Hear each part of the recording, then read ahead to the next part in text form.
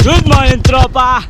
Day 30 na ng ating content mga tropa, para mabawi natin yung 14,000 pesos na ginastos natin doon sa pagbili natin ng fat bike. Alam nyo ba mga tropa, as of today nakatipid na tayo ng 2,700 pesos at meron na lang tayong 125 days para matapos yung content natin. So ngayong araw pasok na naman tayo ng trabaho, pero dadaan muna tayo ng JNT dahil magdi-deliver tayo ng laruan. Tara, samahan nyo ako. Mainit pero parang uulan. Tara, let's go! Let's go! Kumukulog-kulog na naman, tapos biglang dumilim katulad kahapon. Sana wag tumuloy. So ngayong araw mga tropa, dito tayo dadaan ng Barangay Banlik dahil yung JNT located sa Barangay Banlik. So hindi tayo magsa-San Isidro, dire-diretso tayo dito. Sa bawal ang motor pero bike pwede, buhatin lang natin tong bike eh. Yun, minute na uli. Ang hirap magbike pag busog ka mga tropa. Kaya talaga dapat may pahinga tayo eh. Nabawa kakakain lang natin, dapat may pahinga tayo kahit isang oras. Ang hirap huminga eh, lalo pag marami kang kain. Ayun, pwede kahit motor. Nagbigay sila ng espasyo. So minamadali na nila itong itong flood control nila. Tag-ulan na, hindi pa rin tapos. Ay tayo dyan. Madali na nila kasi walang pupuntahan ng tubig. Yun, sarado. Pero syempre yung bike pwede, kasi ang motor kung kaya nilang buhatin walang problema, pero ang bike kayang buhatin. Diba? Diba? Yung mga nakamotor balik. Pero since apat naman sila, kaya nilang buhatin yun. Diretso tayo. Advantage ng bike, walang harang-harang.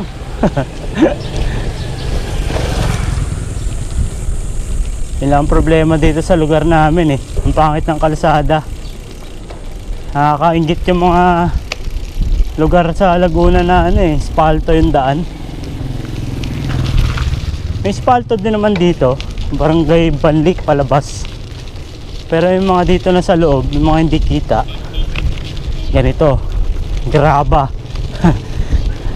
Hindi tayo pwede dito mag road bike.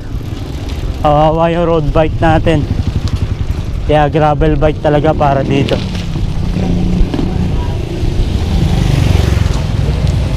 Ayan terminal ng tricycle.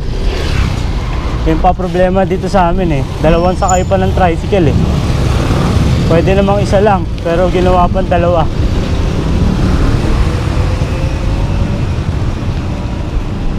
Kaya lugi ka talaga pag mamamasahe ka. Naku, dumilim na naman tropa. Sana naman huwag tumuloy. Wawa naman ako. Wawa naman si Tonton, boss. Di-deliver lang ako.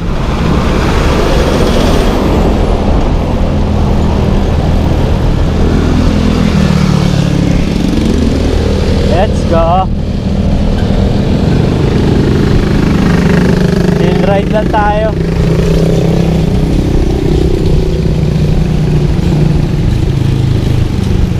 Wala namang dito pataas puro patag naman dito. Ang pataas yun nandun na, papunta ng Dismo. Medyo matagal pala tayong pahinga sa laruan. So yung i-deliver ko ngayon, Ito yung mga naipon. So pag na-deliver ko na, yan, balik na ulit tayo sa pagpo-posting. Kaya kung mapapansin nyo, wala akong posting na laruan. Wala rin kasing bago. Naghahanap pa ako ng supplier. Kaya nga nagbabalak ako na mag toy hunt eh. Since nakabike naman tayo, pwede natin puntahan pamamagitan ng bike. Walang gasto sa gasolina, di ba?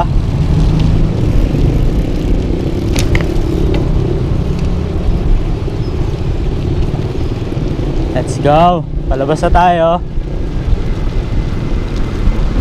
Pabanlik na tayo mga tropa.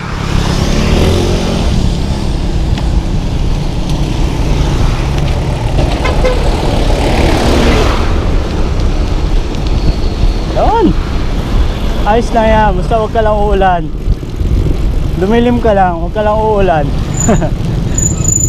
Parang pag bumagsak to, malalaki yung patak nito ah.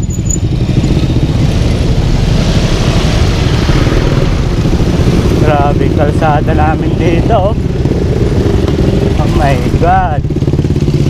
Ah, side sa puwet. Ah, wow, Pilipinas. Kailan ba tayo ulan?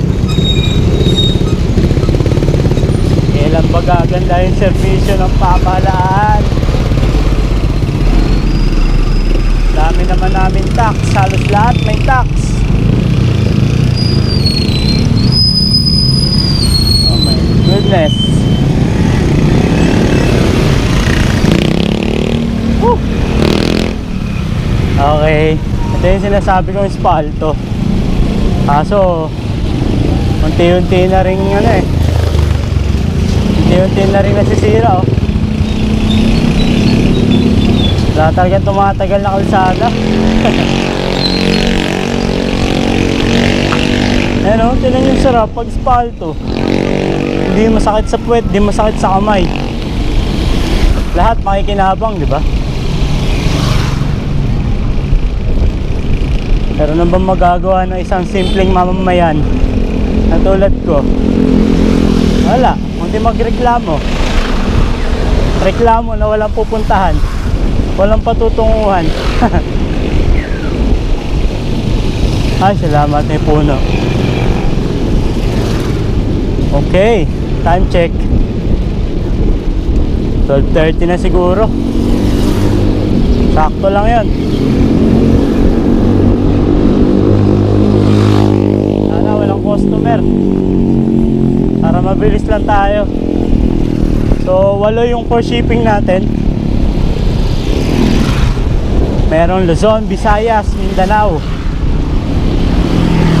Mga tropa natin. Sana madagdagan pa yung customer ko.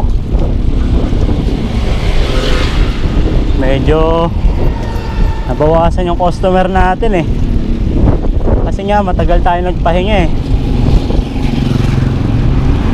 So nung nagbakasyon tayo ng Pangasinan,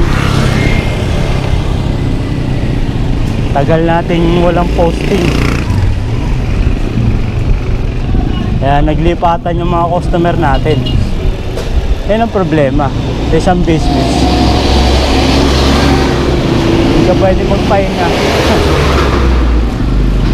Pero sa pananaw ko kasi, mas mahalaga pa rin yung pahinga kaysa sa pera.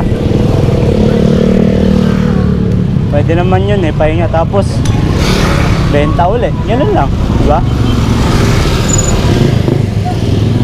Ayan na, pumapatak na.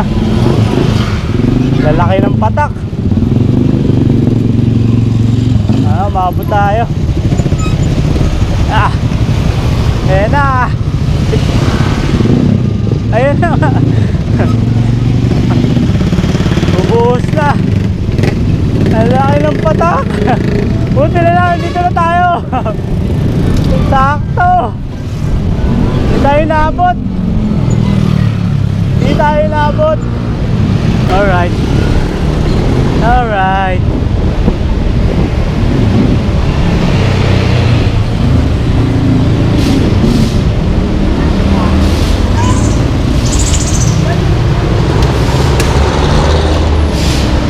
Ulan na. Halang, patay ako. Pasok pa kaya ako? Mag-deliver lang ako, tapos uwi na ako. 470 lang. Akala ko mahina, lumakas na naman. Late tayo dyan. Malilate tayo, tropa.